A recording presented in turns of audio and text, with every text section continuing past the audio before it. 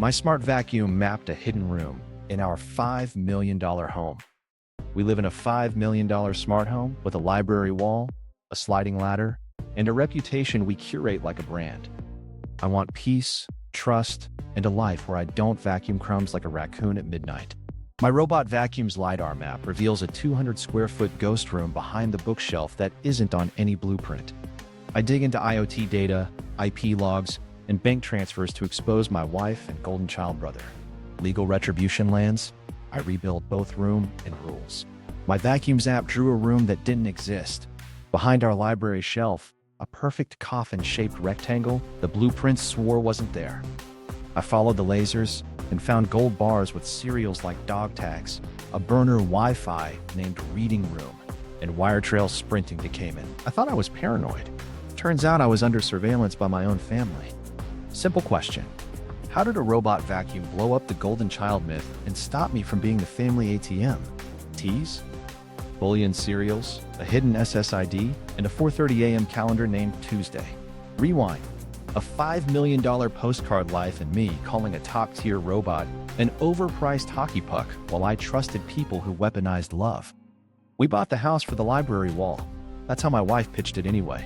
Walnut shelves to the ceiling, a rolling ladder that says old money even when the ink on the mortgage is still wet, and a nook where a leather chair dares you to pretend you read more than headlines. The rest of the place is pure flex. Climate zones named after constellations, blinds that bow on command, faucets that talk nicer than my family. It photographs like a catalog and lives like a showroom, which is great if your personality is throw pillows. On camera, we were the kind of couple people caption. Offline, there was a soft hum of money tension, the kind you can only hear when the dishwasher isn't running. She was overworked, which meant calendar alerts and late-night FaceTimes from inside perfect lighting. My brother was helping with the business, which meant clients loved him, my mother worshipped him, and I served as the human line of credit when his magic didn't clear escrow.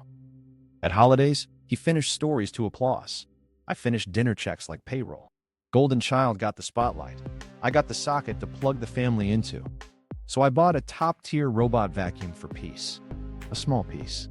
I named him Dust-in Timberlake because that's the level of maturity I bring to a $5 million environment. I wanted to stop stooping for crumbs like a raccoon. She did that smile where the top lip moves but the eyes file a complaint. More gadgets, she said, then kissed my cheek like tech is a love language she doesn't speak. Maybe focus on real problems, she added. The kind of sentence that sounds helpful while moving the goalpost 2 zip codes. The first night, Dust-in traced the halls like he'd lived here longer than we had. He hummed under the couch, avoided chair legs with the grace of a veteran waiter, and zipped into the library like it was a stage entrance.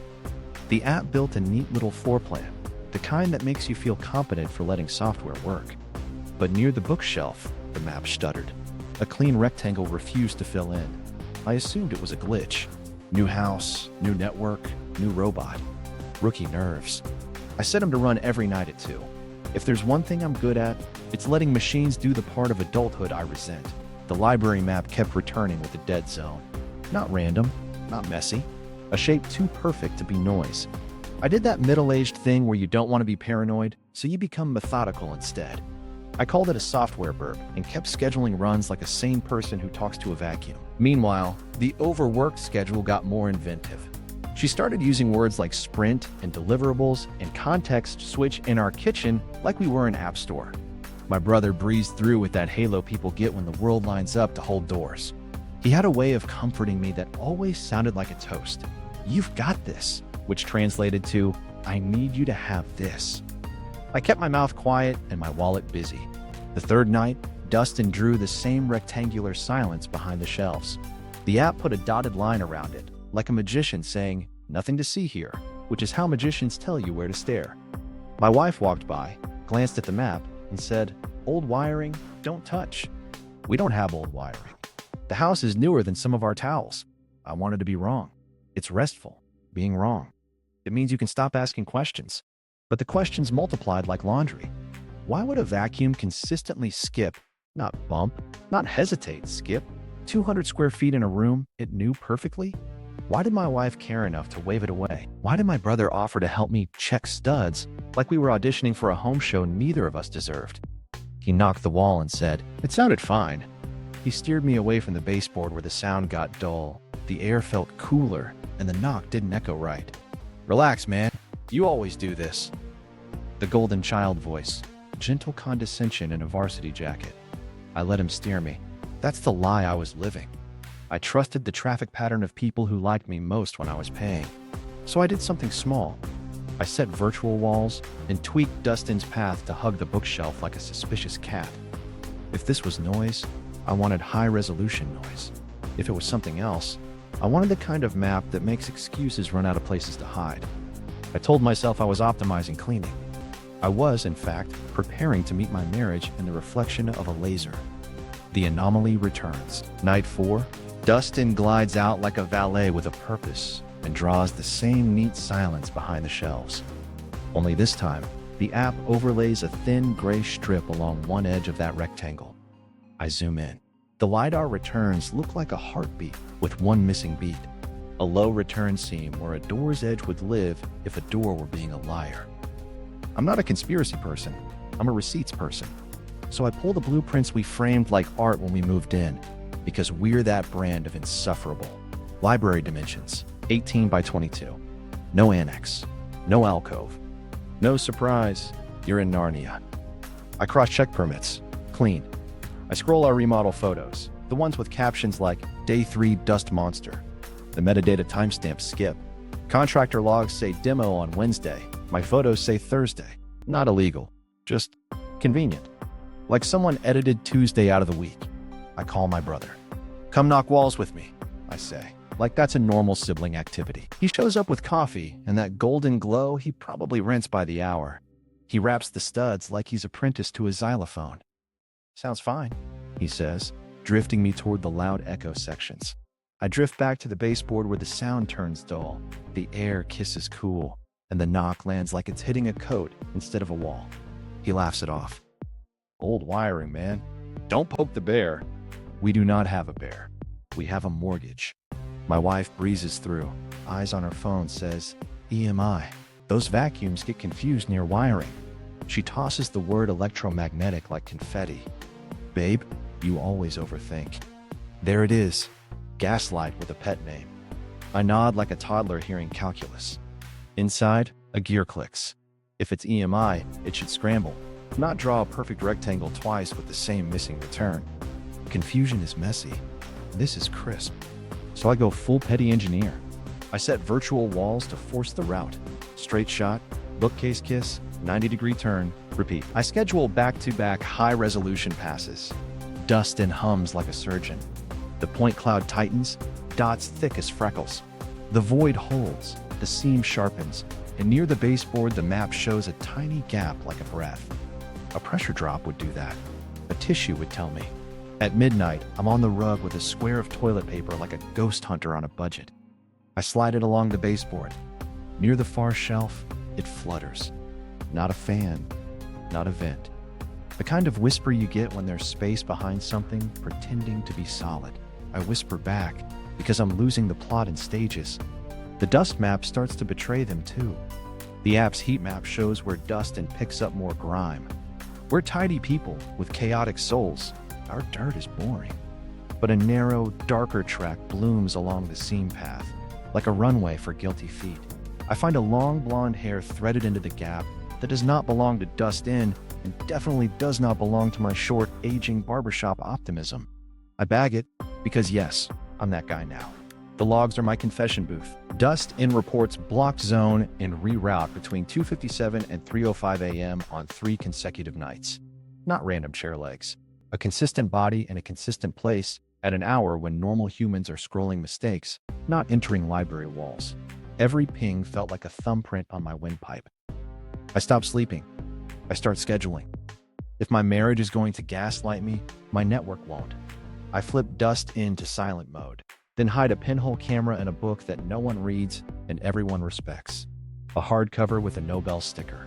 I pair it to a recorder stashed behind the molding. I set my phone to run a Wi-Fi scan from 2:45 to 3:15, cycling channels and logging beacons like a bored airport.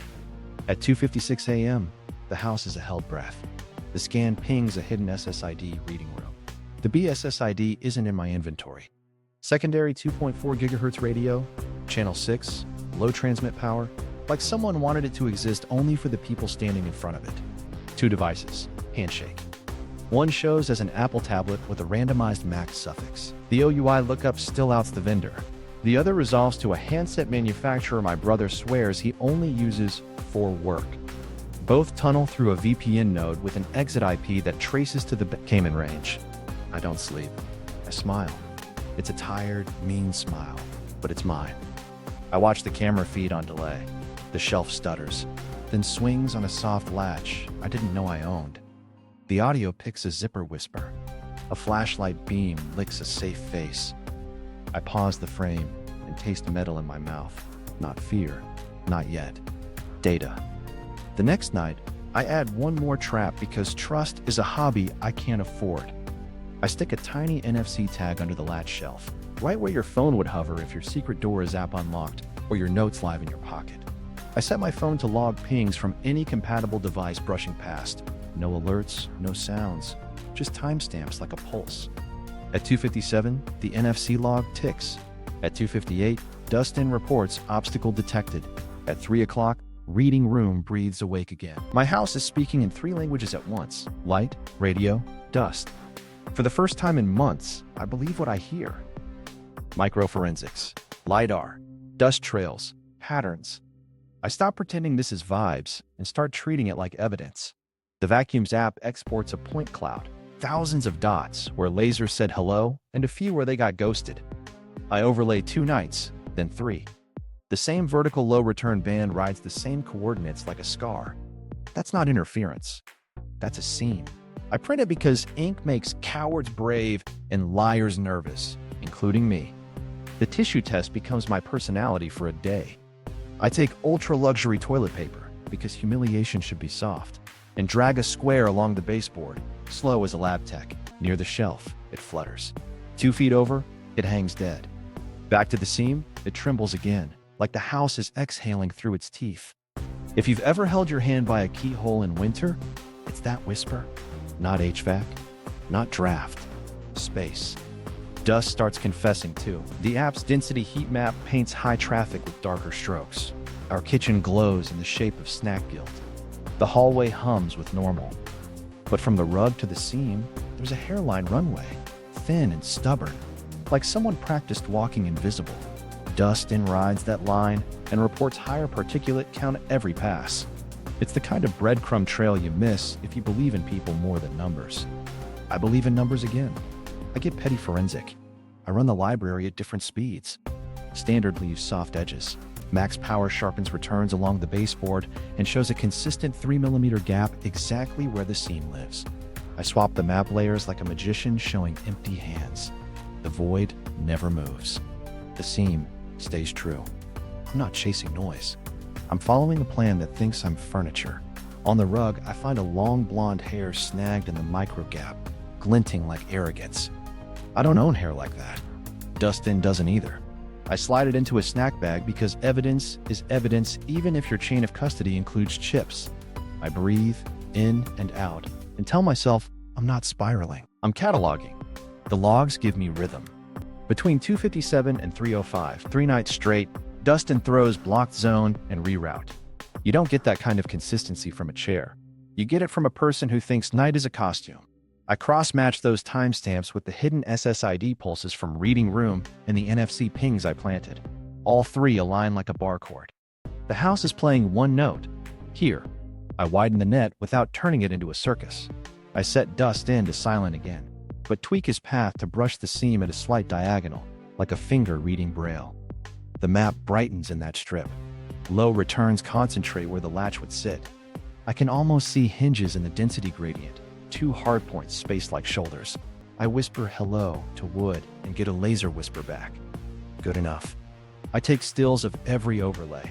I annotate them in red like a passive-aggressive professor grading Betrayal. Then I do something unromantic. I test for electromagnetic interference because if I'm going to reject her EMI, excuse, I should deserve it. I kill the room circuits. I run a battery lamp. I set Dust-in loose. The seam stays. The glitch doesn't care whether the wires are live. It only cares that there's a lie. I set one more trap because restraint is for people who aren't being robbed politely. I place a sprinkle of talc along the baseboard in a faint crescent no one would see unless they crawl. Dust-in will erase it by morning unless something else smudges first. I take a photo with a ruler like I'm cosplaying CSI. I go to bed and don't sleep on purpose. At 3:02, the house inhales. NFC logs a brush. Wi-Fi chirps the hidden SSID awake. Dust in chirps reroute. At 3:04, I pad out and kneel. The talc shows a half-moon smear right where a shoe would pivot, and along the seam, 2 tiny dots where a latch would press. I angle my phone light low. In the powder, a faint arc of tread, luxury sneaker by the arrogance of it. I take photos. Then I sweep it back to blank because the best traps are looped, not spent. I run one last LiDAR pass at dawn. Lights low, blinds closed, room holding its breath. The point cloud tightens a fraction. Less stray reflect, cleaner lines. The seam prints like a fingerprint. Data has a tone when it knows it's right. It hums. I collect it all. Maps, overlays, timestamps, heat maps, talc photos, Flutter videos, NFC logs, SSID scans, into a folder named Maintenance, because I'm funny when I'm bleeding. The story they told me is fraying. The story the house tells is precise. And now finally, so am I. The digital fingerprints. I move from toys to traffic analysis, because if the walls lie, the radios don't. I pull the router console and drop into the advanced tab most people pretend doesn't exist. Our mesh shows 3 broadcast SSIDs like normal. Then there's a ghost. Hidden network beaconing every few minutes with no friendly name. Probe requests sniff it anyway. The SSID string reads reading room. Cute. The BSSID isn't in my inventory list, and it lives on a secondary 2.4 gig radio the installers swore we didn't need. Channel 6. Transmit power turned down like a whisper that only people in arm's reach can hear. Someone tuned it for secrecy, not serviced. I start an OUI lookup streak like I'm speed dating modems. One device associates at 2:56 a.m. with a Mac that screams Apple at the front and chaos at the back. Randomized suffix, private address toggle. Fine. Apple tries to keep you safe from exactly this. The second device joins 30 seconds later. Handset vendor my brother loves when he's on brand. Family Halo, burner settings. I dump DHCP leases, see nothing. Static assignments, of course. I ARP scan the subnet and pull 2 entries that only exist when reading room wakes. They never talk to my main LAN. They chat only through a tunnel. I pivot to the firewall logs. At 2:58, both devices double tap an identical destination. The exit IP resolves to a data center block traced through 2 hops and lands in the Cayman range. I taste copper again. I trace route twice, once from my WAN, once through a VPN of my own. The path stays stubborn. Whoever built this tunnel wants it boring and offshore. Offshore is never boring. It only hates witnesses. I scrape iCloud calendars because my marriage trained me in shared services, if not in shared values. Her Tuesday shows deliverables at 4:30 a.m. with a 1-hour travel buffer and a location set to our airport code gate area not filled in, because even Betrayal respects TSA. Under notes, 2 letters. Keys. B. I stare at the B like it's blinking. Brother? Backup? Both. Email next, but not content. Metadata. We keep a house admin inbox we both loathe and both need. I sort by drafts. There's a pattern like clockwork. Draft opened at 2:59, edited, closed with no send. Shared login, 2 IP sources, hers and one that only appears when my brother visits. The timestamps match the reading room wake-ups. It's the relationship equivalent of leaving lipstick on a napkin and labeling it Exhibit A. I pull our business bank feeds because we is doing heavy lifting. I export 18 months and call a friend who makes spreadsheets, seeing confessions. Sub-dollar skims, duplicate invoices that round in opposite directions, then even out nowhere. Vendor names that look like jokes you make at 12 and regret at 40. Payments fan to LLCs with nominee managers and PO boxes that smell like rented lies. The amounts are small enough to dodge my day brain. Together they climb like a vine that wants a house back. My friend circles totals. It's 7 figures tall and thinks it's invisible. I open the offshore thread that every divorce horror story whispers about. Wires land in a Cayman bank I've only seen in documentaries with soothing narrators. Some legs detour to a gold depository. Serial numbers attached, like they plan to be audited by a future I'm now scheduling. I pull one bullion receipt photo from last night's camera feed and match a bar number to a depository manifest leaked on some forum that thinks anonymity is a hobby. It hits. Low odds, high humiliation. The router keeps giving. I run a passive scan for probe requests, devices looking for networks they miss. Her tablet chirps for reading room even when it's asleep in the kitchen. My brother's phone forgets to be coy. It throws its preferred network list like a mixtape, and reading room sits in the top 5. I don't need them to confess. Their devices already did. I staple all this with screenshots because nothing says judge please like pixels with timestamps. Hidden SSID settings page, SSID string, channel, transmit power. Client list redacted to keep the dog's feeder from testifying. Firewall logs showing dual connections to the Cayman exit on the same minute the NFC tag winked awake. Calendar scrape with the Tuesday block and the alert set to 4:30 a.m. because even thieves love reminders. I let myself feel one thing for 10 seconds. Not rage, not yet. Contempt, clean and quiet, for the way they trusted the room to hide them and not the house to record them. Then I file it under a folder named Light Reading, because if irony can't save me, at least it can keep me company. 2 more threads, and the net closes. I check the mesh node physically behind the bookcase. It's a cheap extender wired into a line tucked through the baseboard. Matte cloned to look like a printer the installer added last fall. I rename it Printer Ghost. It still serves reading room when asked. I turn off DHCP to see if they panic. They don't. They're using static. Of course. Finally, I sit at the kitchen island, pour coffee that tastes like interrogation, and draft a list. Serial numbers to photograph, drives to image, keys to copy. Agencies to call that care about gold with numbers and wires with island postcards. Tuesday is circled enough to bleed. The library is quiet. Dust-in sleeps. The house has set its piece. Survival counter now it's my turn. I pick a Sunday because lies are lazier on weekends. Noon, bright, ordinary. I slide the ladder aside, kneel at the seam, and press where the low return lies. The panel gives a millimeter, like a breath deciding whether to lie again. I feel the hinge twitch under my thumb. That's when the garage door groans. Her footsteps hit tile like punctuation. Too early. My heart does a drum solo with no audience. I palm the shelf, let it fall flush, and yank a plant into the danger zone like I've always loved philodendrons. When she rounds the corner, I'm holding a mop, eyes wide like a raccoon in a pantry. Pipe, I blurt, weeping. Under the baseboard, heard a drip. We both stare at the bone-dry floor. I kick the mop bucket. Water sloshes like I planned it, which I did not, and also maybe did in another life. She frowns. I squeegee nothing with the commitment of a man auditioning for denial.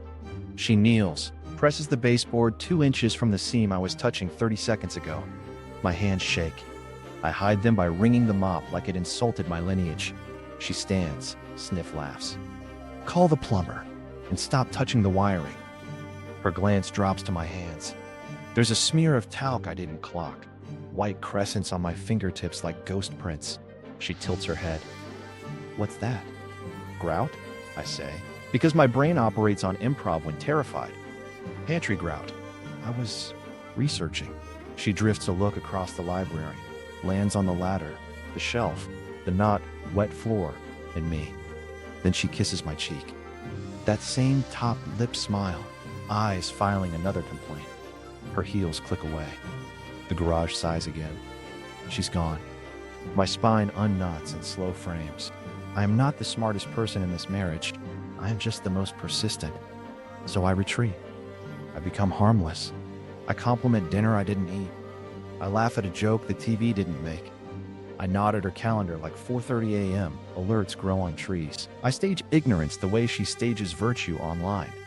And then I plant my confession catcher. Under the latch shelf, tucked where a phone would hover to open a shortcut or read a note, I slide a wafer-thin NFC sticker, an ugly little miracle that chirps when any compatible device brushes near. I program it dumb on purpose. No visible pop-up, no prompt, no gimmick. Just a silent log to my phone in the pantry, indexing pings by time and antenna strength. If she brings her tablet, it'll wake it. If my brother plays pocket tech support, his phone will hum a hello. Either way, I'll know when the seam kisses a screen. I give Dustin a part in the play. Midnight, he does laps.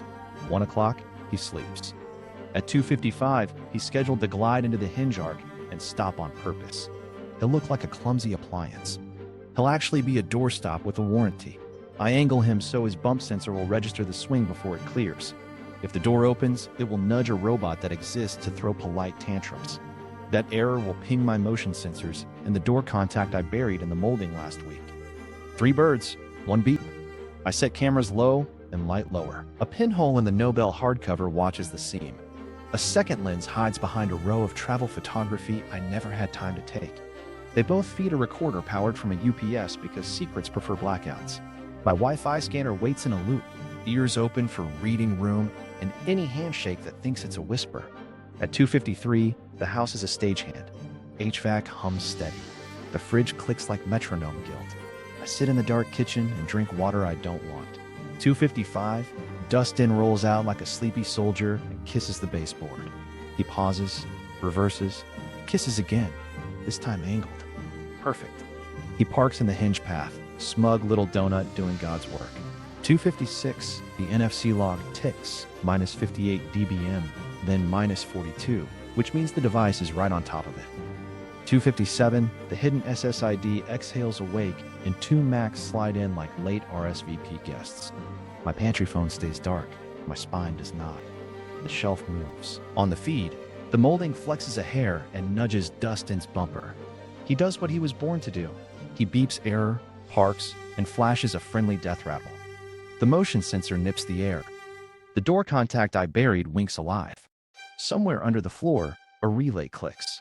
I hear whispers, 2 voices juggling duffels and patience. What's wrong with it? That's her, whispered sharp. It's your toy, he hisses back. Kick it. Dustin budges and squeals like I told him to. The shelf stalls an inch open, enough for me to see the shadow of a safe face and the zipper line of a duffel. Panic breathing fogs my speakers. They shuffle, curse in lowercase. I do not go down there. I go sideways. I call the emergency number that likes cereals and hates patterns, the financial crimes hotline. My voice is vanilla calm. I report suspicious activity, provide bullion cereals visible on last night's photos, note the hidden room, the offshore wire trails, the timing aligned to their Tuesday exit plan. I offer to upload a package. They take my email like a doctor taking symptoms you wish you didn't have. By 3:01, the SSID goes quiet. The NFC log yawns back to nothing. Dustin's error clears after they nudge him into a corner and tell him to sleep like you would a toddler. The shelf clicks shut. The library holds its breath again. Upstairs, the bed is cold and wide. I lie down on the polite side and stare at a ceiling that has done nothing wrong. My phone buzzes once. Auto reply confirming my report received, case number generated, human review pending. I let the number sit on my tongue like a pill and wait to see if it dissolves into courage. Following the money. I don't sleep. I spreadsheet. I forward the bank exports to my friend Tasha, who treats ledgers like crime scenes. She replies in 20 minutes with a screen share and a voice like black coffee. You've been bled by 1,000 pennies, she says, and starts circling numbers with the efficiency of a surgeon who bills in 6-minute units. She shows me the pattern. Vendor invoices that round 97 cents up here, 94 cents down there, duplicates that cancel in arithmetic but not in reality. It's called salami slicing, she says. You don't feel a slice, you feel the missing sandwich. It lands like a body metaphor, not a theft, a slow transfusion I didn't consent to. The total stack. 18 months of micro-siphons, quietly fanned across fake vendors, adds up to 7 figures pretending to be lint. The names are insults. Shell LLCs that read like inside jokes. Blue Bunny Management, Beekeys Holdings, Tuesday Services, Narnia Library, even a dumb one that uses my childhood nickname with an extra letter like a disguise tried by a raccoon. Tasha pulls the filings. Nominee and corporation services front the managers. The addresses are drop boxes next to vape shops. The registered agents smile like they've never met a subpoena, and they're proud of it. We push through corporate registries, then pivot to public offshore leaks. A couple of those LLC principles overlap with a service that advertises privacy-first banking introductions. Tasha snorts.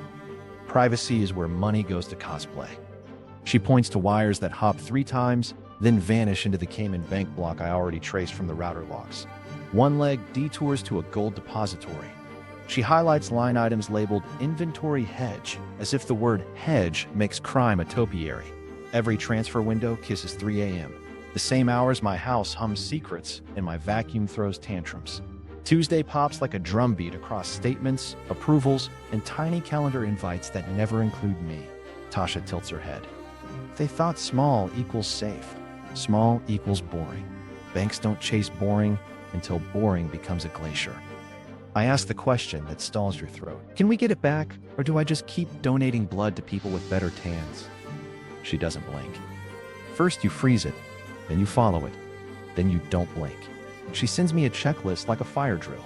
Draft a decoy audit, request vendor KYC and beneficial ownership attestations, pull W-9s that will never arrive, and send a chirpy note to accounts payable announcing a routine control refresh. Translation: shake the tree, see who panics. I draft the emails in a tone I reserve for newsletters and breakups. Hi there. As part of our quarterly controls, please confirm the following: beneficial owners, business purpose, banking coordinates, and a copy of your latest good standing certificate. I copy legal on all of it, because CC is how adults say I'm serious without raising their voice. Then I open the company ledger that hurts most, our family business. I spot the duplicate invoice spreads Tasha flagged, now wearing different shoes. The approvals come from my wife's login when she's helping reconcile, and from my brother's device when he's covering late nights. The descriptions are a comedy: archival services, reading room consulting, Tuesday deliverable. They might as well have left a thank you note. I fold in payroll because bad actors love familiar roads. A contractor I've never met bills and clean, even hours that only a spreadsheet would envy. Their EIN resolves to a mailbox at a strip mall. Their domain points to a template site with 3 stock photos of people who've never touched a ledger. I drop a KYC request on that too, and set a reminder to call the phone number at 9 a.m. I already know it will ring to voicemail with a voice that sounds like my brother trying not to sound like my brother. Next, banks. I call our relationship manager with the caution of a person who now trusts thermostats over humans. I ask for holds on outbound wires to the flagged accounts, cite suspicious patterning, and mention that I filed a preliminary report with bullion serials. Banks like numbers more than theater. I give them both. She says words like SAR and escalation queue. I say yes to all of it, because sometimes bureaucracy is a life raft. I loop legal. Our counsel replies with 2 paragraphs and a statute citation that reads like a warning label. State Penal Code for felony embezzlement thresholds. Numbers so small, they insult the size of this mess. He adds a note on money laundering predicates, the elegance of charging ladders, and the magic words, probable cause. I forward him the SSID screenshots, MAC captures, firewall logs, calendar grabs, bar photos. He whistles one low note over the phone. If they move, we freeze. If they talk, we listen. If they don't, the judge will. I spin up the decoy audit at the company. I book a meeting titled Process Tune-Up and invite my brother like nothing's wrong. I ask AP to send out the KYC packets. I CC the vendors with names that sound like childhood dares. Within an hour, 2 emails bounce.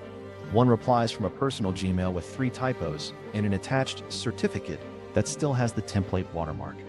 Another asks if we can skip paperwork this cycle. I reply, happy to help. Please see attached requirements. Helpful is a weapon when used correctly. Then the phone rings. It's my mother, of course, with a tone that smells like Sunday roast and judgment. Your brother says you're making work difficult. I look at the folder named Light Reading and taste a laugh I don't let out. I'm making it accurate, I say. She sighs the sigh of a woman who loves a golden child and a reliable wallet. He's under pressure. I stare at the Tuesday in my calendar and the vacuum charging like a pet.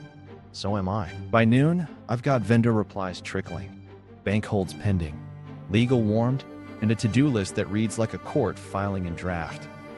I add one last line at the bottom because petty is fuel and clarity is oxygen.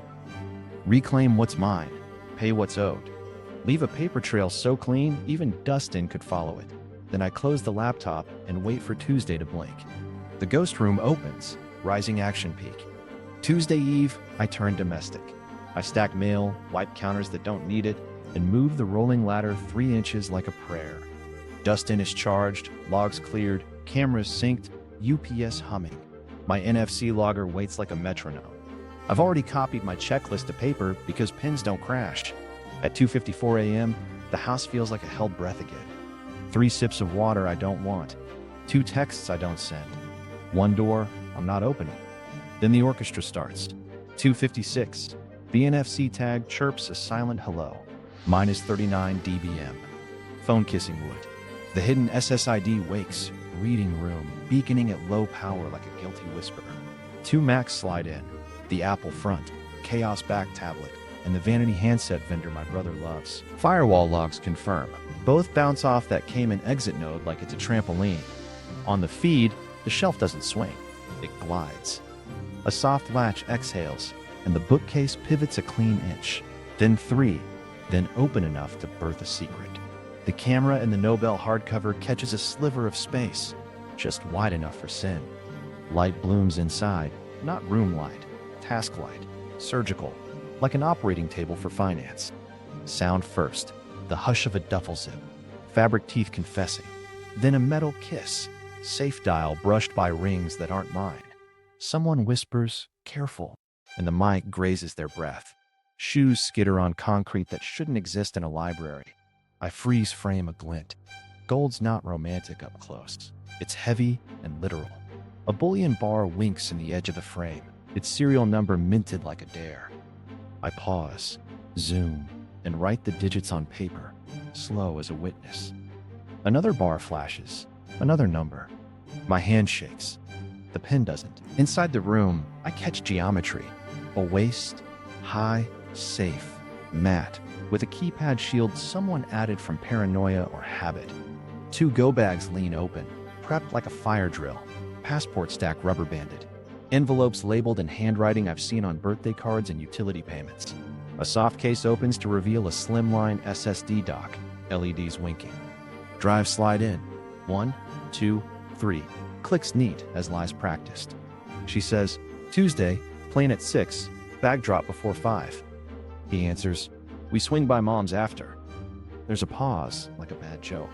Then, if he asks, we pivot to the consultant story. They both laugh the way people do when they can't hear the smoke alarm. I feel something warm trying to climb my throat. It sits down when I breathe. This isn't the moment for theater. It's the moment for receipts. I set the plan in motion without standing up. Step 1. Keys. Her key ring lives in a catch-all tray like we're minimalists. The hidden room key is prettier than it should be. Brass, laser cut, smug. 2 nights ago, I pressed it into clay like a school project. Tonight, I slide the duplicate from my pocket and kiss it with my thumb. It's perfect because Betrayal taught me how to concentrate. Step 2. Drives. I don't need to touch theirs. I already imaged what I could the last time the shelf cracked open for 90 seconds. Tonight, I verify. The SSD dock's LEDs count to green. I note the brand, the bay order, the sticker residue. Later, I'll pull hashes from the images I did grab and match them to whatever the subpoena drags into daylight. For now, I write bay numbers like street names. Step 3. Serials. I photograph the bullion bars clean. Angle low to catch the emboss. Keep the room reflection out. The camera in the book does the work. I just decide when to still it. Each number gets a page in my notebook. Each page gets a timestamp. Each timestamp matches the hidden SSID uptime. Judges like patterns. So do I. Step 4. SSID clone. 2 days ago, I ghosted their ghost. I stood on a step stool, reached behind the bookcase, and pinched the cheap extender's reset tooth with a paperclip, while my other hand pulled its config over an Ethernet line I ran like a thief. Tonight, I verify my clone's alive in a Faraday sleeve in the pantry. It wakes when I poke it. It sleeps when I tell it. If they kill theirs, I can spin mine long enough to watch their devices call for it like lost children. That's not kindness. That's leverage. Inside the room, a zipper size closed. She says, "Passports?" He taps the stack. 2 for us, 2 for consultants. I swallow the word consultants, like a pill with a warning label. She adds, "Keys? B?" He pats his pocket. Keys, B. It blinks from her calendar into my spine. They do one last sweep, the kind where guilt wipes fingerprints and misses footprints.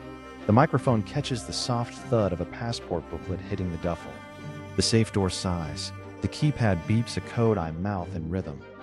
4 tones, pause, 2 tones. I write the pattern on the margin. Later, I'll brute the combination or hand it to someone with a warrant and better hair. Then the movement shifts. She steps toward the shelf. The NFC tag under the latch pings again. Minus 41 dBm. Skin close. The hinge creaks like it wants to tell me more. The bookcase kisses shut with a seal. I can feel 2 rooms away. Reading room blinks off.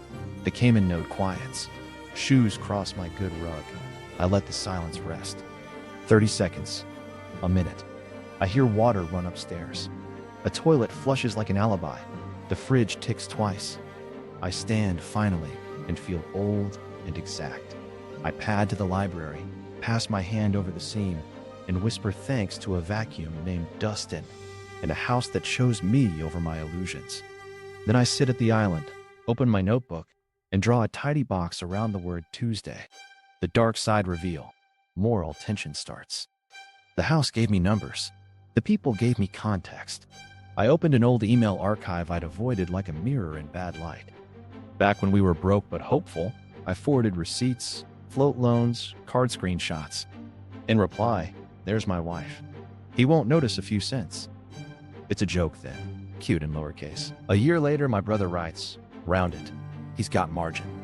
The joke grows teeth. 18 months in, the phrasing turns policy. Just keep it below flags. Small becomes strategy when entitlement does the math. There's a voice memo buried in a shared note, like a tossed-off pep talk they left for each other at 1:12 a.m.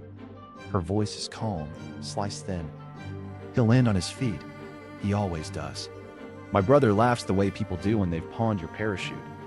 He's built for impact, he says. Impact is generous. What I've been is absorbent. They called it resilience because sponge sounds unflattering. I scroll a family group chat I muted months ago because my blood pressure asked nicely. Mom is head cheerleader for the golden child she raised to think ceilings are for other people. Proud of you, B, she types after a contract he didn't land but I funded. My wife drops a champagne emoji, then a transfer confirmation to Tuesday Services LLC. The one Tasha traced to a box next to a vape shop. They make a game of the shell names. Blue Bunny, B Keys, Narnia Library, stacked like Easter eggs for auditors who don't get paid enough. That's when the sympathy finally dies, and something colder stands up. They didn't trip into this. They scheduled it. They tested it at 3 a.m. They named it after inside jokes and told themselves it was survival. Meanwhile, I was underwriting their courage and calling it love. The house didn't just show me a seam in wood. It showed me the seam in us, the neat, low-return band where respect should bounce back and doesn't. I could torch it. I could confront with volume and improvisation and hope. But the app in my pocket and the judge in my future like verbs, not vibes. So I build a spine out of receipts. I align every exhibit like teeth. The LiDAR seam sits on page 1 next to the baseboard flutter video. The NFC logs ride next to the hidden SSID beacons and the MAC captures with the randomized Apple suffix that tried to hide and failed. The firewall record kisses the Cayman exit node. The Boolean serial photos sit under a header that reads Inventory Possession Indicators, because courts respect dry words that punch. I add their draft-to-draft email routine, the 259 edits, the shared login, the IP twins, her tablet, his handset. I drop calendar screenshots. Tuesday circled in violet red. Alert at 4:30 a.m. because Betrayal keeps an alarm. I fold in vendor KYC requests I sent this morning, timestamped, and the bounce backs that prove those companies exist, mostly as fonts.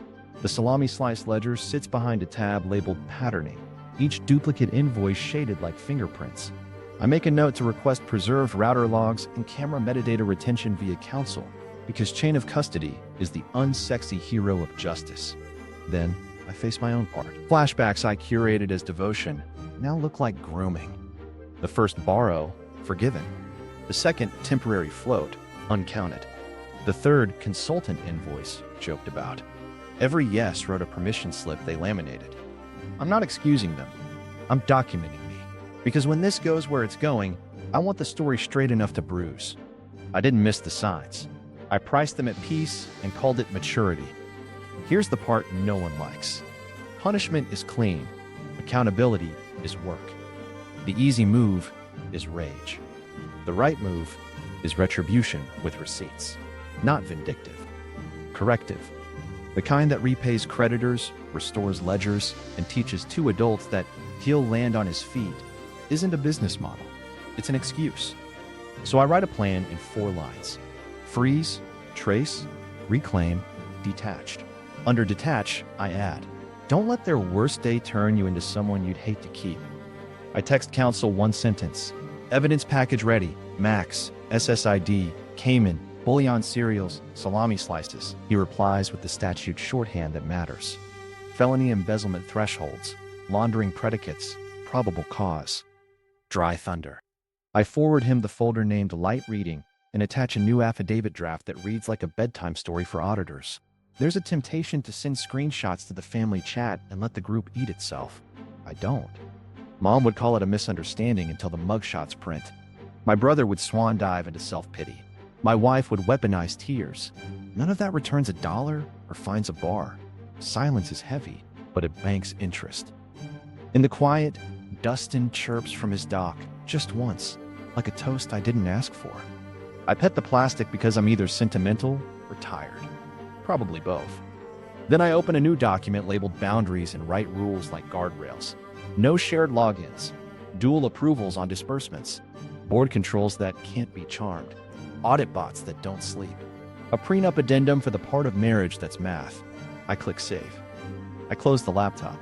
For the first time in a long time, I don't worry about being the bigger person. I worry about being the exact person. The one who listens to the house using the vacuum. Survival. The one who believes the seam. Tuesday night isn't a night. It's a countdown. I put Dust-in on his charger, pat his plastic head like a general pinning a medal on a soldier, and walk the house once. Cameras armed. Pinhole in the Nobel hardcover aimed. Secondary lens behind the travel photos blinking a lazy green. UPS steady. Router logging in verbose because petty needs documentation. My NFC logger waits under the latch like a heartbeat I can harvest. At 2:52, I start the sequence.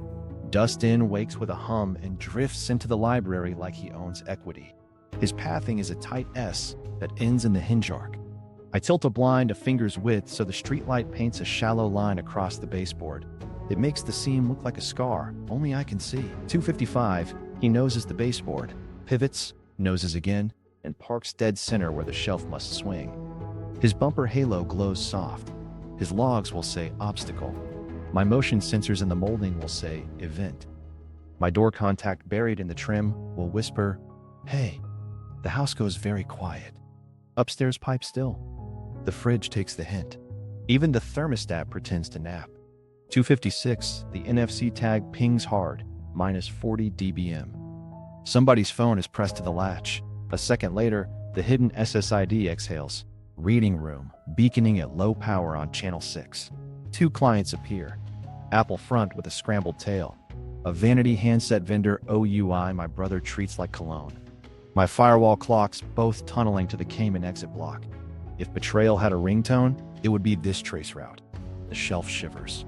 Wood kisses plastic. Dust-in squeals a soft error, tries to reverse. Can't. Declares himself stuck like a polite martyr. His error beeps blip my motion and door sensors to life. In the camera view, the case opens an inch, then 2. Inside. That surgical pool of light, the safe face, the matte black SSD dock, the corner of a duffel and a shade you buy when you love airports more than honesty. Whispered swearing, her voice thin and hot. Why is your stupid vacuum in the way? He hisses. It's your toy. Move it. Dust-in takes a nudge, pivots a hair, then beeps louder like I trained him in passive aggression. The hinge bumps again and stops. The opening stalls. I see fingers through the crack, quick, ringed, anxious. The NFC logs 2 more pings as her phone drifts back to the latch edge like muscle memory. If I were a better person, I wouldn't enjoy that data landing. I let myself enjoy it for one breath. They juggle bags in half light. Zippers gasp. Metal kisses. The mic picks her counting, low. Passports too. Consultants too. He answers, keys, B. I taste that letter again. Then the safe thumps shut. Keypad tones peep a pattern my pencil already knows. I don't go downstairs. I go procedural. I open the hotline contact I saved under a grocery store name and press call. Vanilla voice. I report suspicious assets. I read Bullion serials off my notebook. 1, 2, 6 numbers that line up with last night's stills. I note the hidden SSID, reading room, devices authenticating at 256, tunneling to a Cayman exit range. I cite the Tuesday flight plan in her calendar and the 4:30 a.m. alert. I describe the safe, the go bags, the SSD dock, the passports with rubber bands like their inventory. The agent on the line asks for attachments. I send a package. Mac captures, SSID screenshots, firewall logs, bar photos, the LiDAR seam overlays. They give me a case number I write twice, once on paper, once on my skin. Downstairs, they're whispering edges toward panic. He mutters, "We should go now." She says, "We stick to the plan." Dust-in blinks like a dying star and does not move. The shelf is paused in confession. 2 more steps. The house helps. My mesh throws a brief roam event as their devices hop nodes. It timestamps to the second. My extender clone in the pantry stays asleep, listening. If they kill their ghost network after tonight, mine can impersonate it long enough for their devices to probe and out themselves in daylight. Leverage is quiet. It doesn't need to gloat. The whispering cuts. The shelf eases shut, the latch seals, and reading room goes dark. The Cayman tunnel exhales closed. NFC drops to noise floor. Dust-in, sweet idiot, clears his error and noses the baseboard like nothing happened. That's loyalty, or firmware. I wait another minute. Then I move. Kitchen, laptop, evidence folder. I append tonight's logs to last night's package. New screenshots, new NFC timestamps, a neat red note. Shelf blocked at 256 by robotic obstacle. Subjects present. Duffels, safe, passport stack observed. SSID live. Cayman path active. Exit phrase, plane at 6-inch previously captured. I email counsel with a subject line that would make my mother faint. Probable cause exhibits, embezzlement, laundering. I attach the whole mess and add 1 line, requesting immediate injunction and asset freeze. He replies in 4 minutes with a digital nod and the penal code shorthand that turned my on. Stomach yesterday and steadies my hands now. Felony thresholds. Predicate acts. Chain of custody. He'll wake a judge. I'll stay awake with Dust-in. I sit back, listen to the house settle, and rub the case number on my wrist like a worry stone.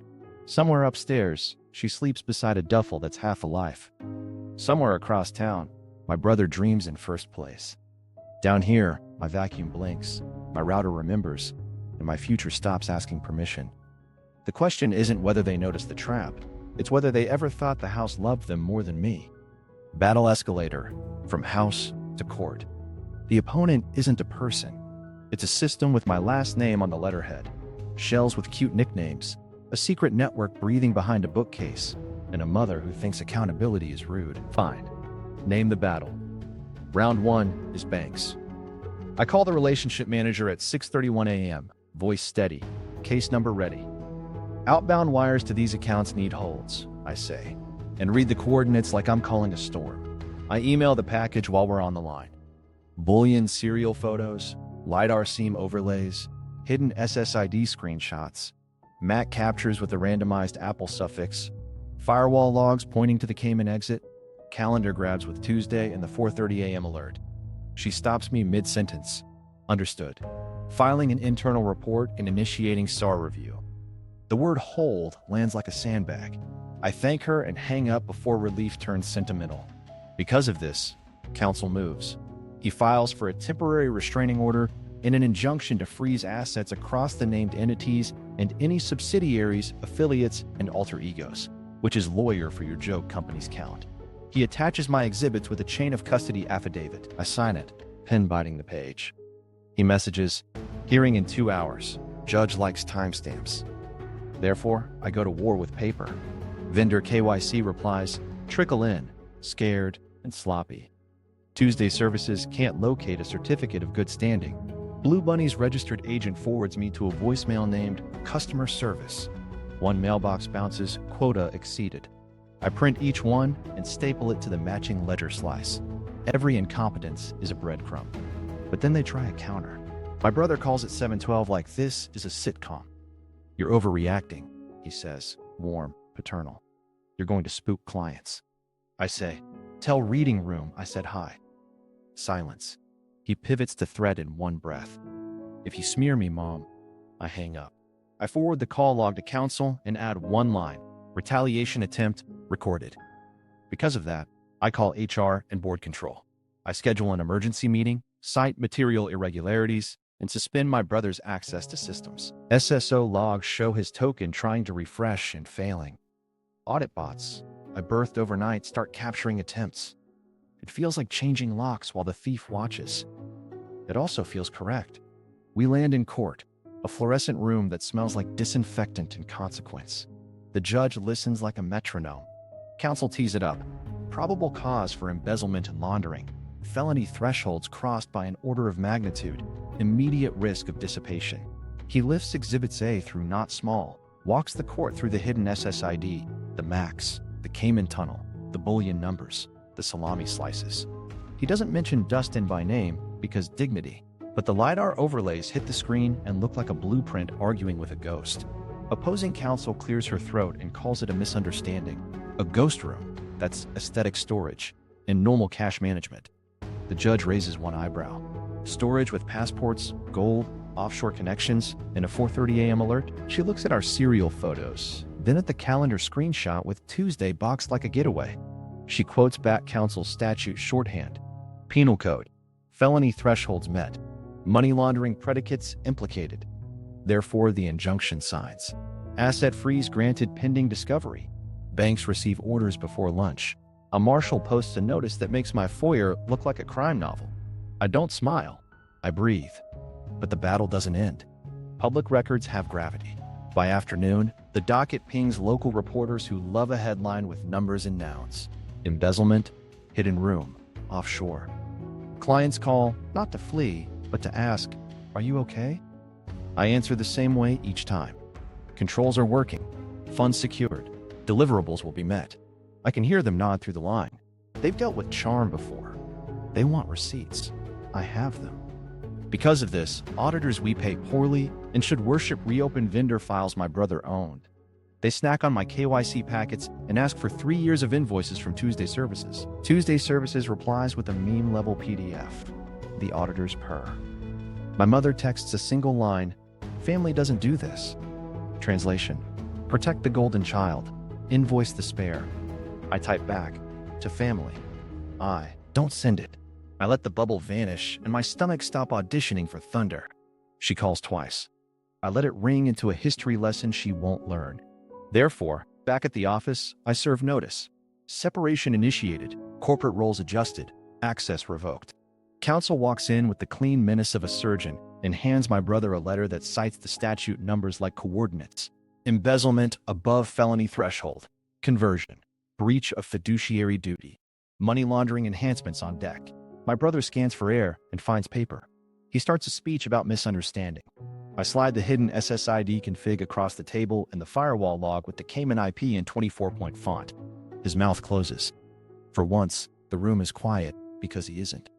But that was nothing compared to what came next. The bank confirms the freeze caught the Cayman leg mid-wiggle. Compliance flagged the destination on site once the injunction hit. The depository acknowledges receipt of my serial list and puts a litigation hold on identified bars. One even matches a photo where my wife's rings reflect in the gold. Reflection is poetic. Hold is practical. Because the field is tilting, I make one last move that feels both petty and pure. A corporate resolution installing dual sign approvals on all outbound disbursements and an independent audit bot on AP. It pings my phone the first time it catches a duplicate invoice attempt. The name on it is a shell we already burned. Automation does not forgive nostalgia. The day ends without victory music. It ends with paperwork and the dull relief of friction doing what love failed to. I drive home to a house that mapped my second life. Open the door and let the quiet tell me we've won a round. Not the war, enough to rest. I crash on the couch with dust and docked like a tired tugboat and let the house be quiet on purpose. The injunction papers are still warm. The router's logs are full. My spine is buzzing like an overclocked fan. I mute every notification that isn't fire, crime, or coffee. It's strange how a win sounds like a refrigerator in eco mode. I scratch Dustin's plastic because I am now a man who pets appliances. He whirs once, polite. I hear myself say, "You saved me," and immediately hate how dramatic it sounds, which means it's true. I scroll the folder names, light reading, maintenance, boundaries, and laugh without joy. I used to keep photos of vacations I never took. Now, I keep receipts. Breathing room doesn't mean peace. It means the adrenaline moves over so you can feel the bruise under it. I replay a tiny, forgettable moment. Year 1, she borrowed from petty cash and texted a heart. I sent a thumbs up because emojis are cheap absolutions. Then the time my brother called at midnight, said a client was confused and needed a short-term float. I wired it, called it team spirit, and wore the silence like a cape for the golden child. The cape turned out to be a blindfold with my P on it. I keep going because if I stop halfway, I'll lie to myself again. The consultant invoice I joked about because the logo was clip art. The time I noticed a duplicate charge and assumed the bank hiccuped. The "don't worry, I'll fix it tomorrow." That never came. I varnished negligence and called it trust. That's on me, not the theft, the training. Dustin blinks his little halo, and I let the shame sit without yelling at it. Shame is only useful if it builds a rule. So I make one in my head. No more funding disrespect. Not with money, not with time, not with silence. If I pay, it buys something I would defend in court and at dinner. Sleep refuses. Fine. I open my laptop and make a transfer like a sermon. 10% of what I froze today, wired to the scholarship fund my dad once circled in a brochure and put back because groceries won. I do it in my brother's name and attach documentation like confetti made of paper cuts. Audit number, case number, wire confirmation. Petty? Maybe. Effective? Absolutely. It removes my favorite future temptation, revenge shopping, and turns it into a receipt I can live with. I add a note the board will read later. In honor of lessons learned expensively. The house breathes, the good kind. I brew tea because coffee has filed a restraining order. The steam fogs my glasses. I let it. I text Tasha a photo of the transfer receipt with a heart.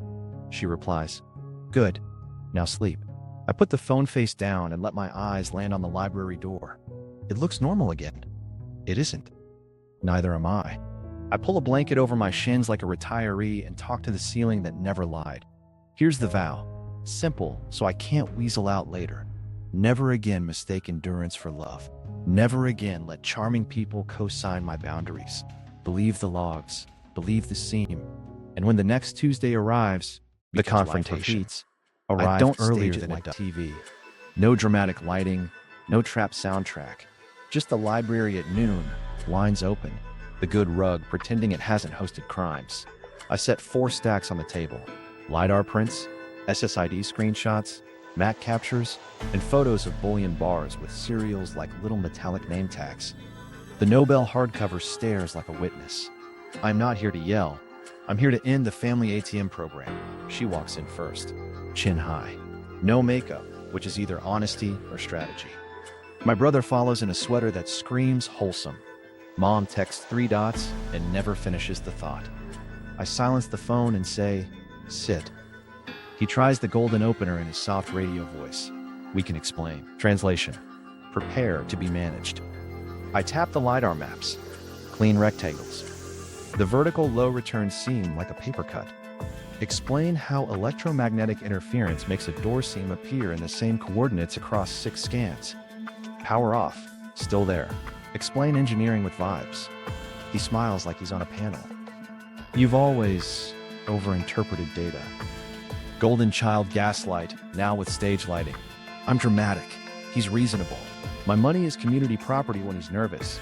Therefore, I slide the baseboard flutter video across. Tissue trembling where the gap breathes. Air doesn't lie that precisely unless it has something to sneak around. She goes for pity first. Soft voice, wet eyes. You've been distant. I thought you were working more. I didn't know how to. And there it is. Make my boundaries the villain so her theft can audition as concern. Reading room, I say, and put the router console screenshot in front of her. Hidden SSID. Secondary 2.4 gig radio. Channel 6. Transmit power dialed down like a whisper. You named a network behind a bookcase. You woke it at 2:56. You authenticated 2 devices every time. My brother glances at the MAC list. OUI lookup circled. Apple front randomized. His vanity handset vendor underlined. He switches to anger like it's a sport he trained for. You're spying. That's sick. Draft to draft email editing at 2:59 with a shared login, I say. Calendar alert set to 4:30 a.m. Tuesday deliverables. Keys, B. You didn't send emails because drafts don't travel. You forgot metadata does. You built a heist, then asked Google Calendar to tuck it in. She reaches for outrage and lands on tremble. You're twisting routine. We have projects. That room is storage. I slide the bullion photos across the grain. Serial numbers inked clean. Her rings reflected in one bar, the safe face glinting in another. What do you store that needs a Cayman VPN exit node? I lay the firewall logs down. 2 devices tunneling to the same block at 2:58. If this is storage, why does storage call an island I can't pronounce without thinking of documentaries? He leans back, exhales through his nose. You don't understand liquidity. Liquidity doesn't need a passport stack, I say, and flick the still where rubber-banded booklets sit like a dare, or go bags, or an SSD dock imaging drives in the night. Silence shifts its weight. It gets heavy enough to bow the table. She tries a last gambit. We were protecting the business, diversifying. It's complicated. I nod like a doctor delivering an easy diagnosis. It is, which is why I made it simple. I fan the ledger prints, the salami slice pattern Tasha colored in. Duplicate invoices, sub-dollar skims, vendor shells named like inside jokes. You stole. From me. From the company. From the future you kept posting about. Her eyes flash. There's the person who wrote, he'll land on his feet. My brother rubs his temple like the headache is me. I let them have the beat. Then I place the hidden SSID config sheet on top of the pile. Their network name. Their BSSID. My screenshot. My timestamp. I didn't break your room. Your room broke you. He barks a short laugh. What do you want? An apology? No, I say, calm enough to scare myself. I want one thing. Full confession, in writing, notarized, with restitution terms. Or the grind. Felony, embezzlement, and money laundering. Penal codes already cited in the injunction you received this morning. I'm turning off the family ATM. The golden child can discover debit. His face opens and closes like a bad door. What did you? Injunctions live, I say. Asset freeze too. The bank loved the exhibits. The depository put a litigation hold on the bars that match these serials. You can call Cayman if you want. They'll put you on hold until you learn humility. She stares at the bar photos, then at the Mac captures, then at me. This is cruel. What you did was casual, I say. That's worse. He leans forward, elbows on the table, tries menace. You'll look like a fool in public. Family will know you dragged us. I almost laugh. Public already knows enough to stop returning your calls. Clients rang me first. They like receipts. He looks at her like the stagehand missed a cue. She looks back like the lead actress forgot her lines. The air thins. I set a pen on the table. I set a yellow pad beside it. I set a notary card on top because preparedness can be petty. You have 1 hour, I say. Tell the truth, and we will build repayment schedules, tax corrections, and a path that doesn't end with orange jumpsuits. Lie, and you meet the part of the system that doesn't care if your mom thinks you're gifted. They don't reach for the pen. Not yet. They look at each other with the telepathy I used to think was love. Then my brother speaks, voice small for the first time. What if we help you unwind it? I don't smile. Then you start by saying we did it, out loud. He swallows. She blinks. Somewhere in the house, Dust-in chirps like a metronome. Fine, he says, and the word lands with a crack. She nods barely. We did it. I don't let triumph in. I let procedure in. Good. Now right? The flip and the fallout. The pen hovers like a weather vane. He's first to grab it because betrayal is competitive. Fine, he says again, writes his name, then starts with the easy lies and corrects himself like he's allergic to honesty. She watches his hand, jaw tight, then takes the pen like it owes her rent. When the first sentence lands, we diverted funds, the room changes temperature. I keep it procedural. Dates, entities, amounts, destinations. I point to the ledger stack. Use the names you used. Blue Bunny, Tuesday Services, Narnia Library, B Keys. He flinches at B Keys like it bit. Good. I set a timer on my phone and don't hide it. They write faster. We move to Offshore. Beneficiary details, I say, and slide the Cayman wire list across. He stares at the account numbers like they're scripture. She exhales through her nose, then opens her password manager like a magician revealing scarves. Portal login, she says, flat, and reads off the username that once shared space with our streaming services. Second factor? An email alias I'd never seen. I note it. Counsel will love it. I ask for beneficiary names, trust structures, nominee directors. She gives them in a monotone that sounds like surrender with a side of logistics. We hit the gold. Serial crosswalk, I say. She pulls a folded sheet from her bag. My serials, but in her handwriting annotated with purchase dates and asterisks. I blink. She meets my eyes for the first time and says, I knew we'd need provenance. It lands like a confession and a resume. I take the sheet, slide it into a clear sleeve, and write litigation hold in the corner. He flips first. Of course he does. He sells her out with the speed of a man who's practiced. It was her idea to use drafts. She set reading room. She found the extender tutorial. She doesn't look at him. And he found the vendor shells. He onboarded Blue Bunny. He signed the consultant invoices. They volley guilt in perfect rhythm until the page is a braid of blame and numbers. I stop it with a palm on the table. Focus. Facts. Who authorized the earliest siphons? He raises a hand, schoolboy. Me. Who named Tuesday Services? She closes her eyes. Me. We're building a map that no judge can squint at. I call counsel on speaker. He answers like caffeine in human form. Recording? He asks. Consent, I say. And both of them nod, the first unanimity of the day. They read their confessions aloud, voices doing that paper-cut bleed. Counsel asks for clarifications like a surgeon tugging threads. Dates, amounts. Which device joined reading room first on July 12th? She answers, mine. Who held the passports? He, me. When they finish, counsel clears his throat. Next steps, restitution agreements, tax amendments, cooperation letters. You'll produce devices for imaging this afternoon.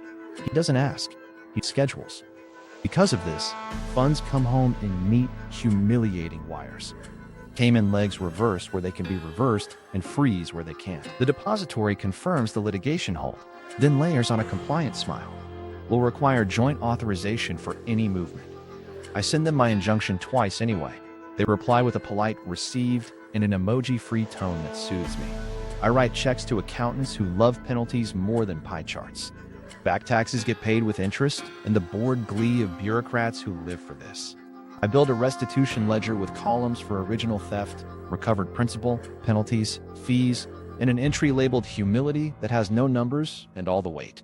Family chat detonates when my brother, newly honest under duress, texts a paragraph that starts with, "We messed up," and ends with, "I'm working on it." 3 bubbles bloom. Mom picks silence like it's a side in a war. Then a private text to me, "We handle family matters in-house." My thumbs type, then delete, then type again. We did. We built a house. You hid a room in it. Public stays quieter than I feared. Our clients are more impressed by system stability than scandal. They like that wires didn't slip away. They like that bar cereals became holds instead of headlines. Reputation drops for exactly 3 days, then flattens into a line that feels like trust recovering in centimeters, not feet. The only real PR hit is at home. Mom sends me a paragraph about loyalty and sends him a casserole. Because of that, I resist the urge to gloat. No posts, no performative healing carousel, no thread about resilience. I file cleanly. I keep receipts. I answer what must be answered and let the rest starve. Counsel slides settlement terms across my inbox that read like a boundary with teeth. Restitution schedules pegged to felony embezzlement thresholds, references to laundering statutes as the stick behind the carrot, cooperation clauses with breach triggers that don't blink. She signs with a hand that shakes, then steadies. He signs and stares at his name like it betrayed him back. We notarize. The stamp thunks down like a gavel in miniature. Then I do one private thing that isn't petty so much as prophylactic optics. I donate a visible slice. Enough to sting, not enough to stunt. Straight from the recovered pool to the same scholarship fund I wired last night. I add the case number in the memo line and the words returned, not generous. The receipt lives in a folder and in a world where auditors Google. Fallout keeps its schedule. He moves out with the efficiency of a man who's practiced exit. She packs slow, pausing on objects that held better days. We don't perform tenderness we can't afford. We divide.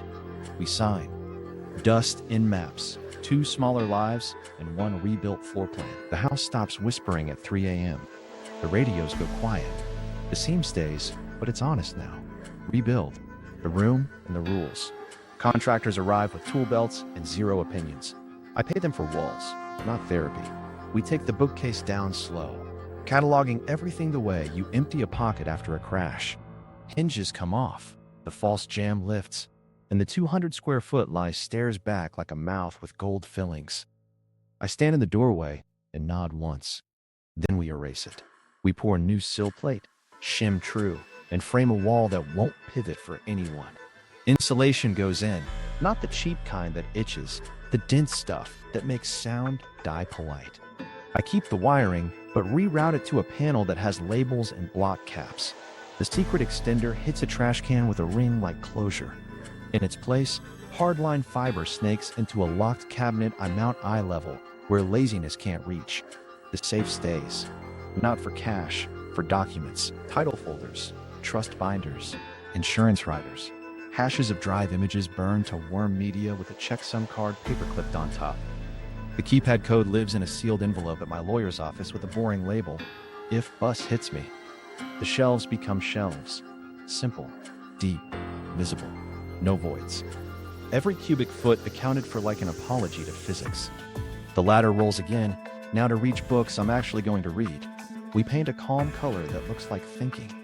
I add a desk that rewards posture, a chair that doesn't squeak, and a light that flatters reality. The pinhole camera retires to a drawer with old chargers and other lessons. Then I install what the last version of me thought ruined romance. Rules. Board controls first. Dual sign approvals on any disbursement over a number I can say without flinching. Audit bots on AP and payroll with anomaly detection tuned me. Quarterly KYC refreshes pushed by automation, not memory. Separate admins for email, finance, and infrastructure. No shared logins.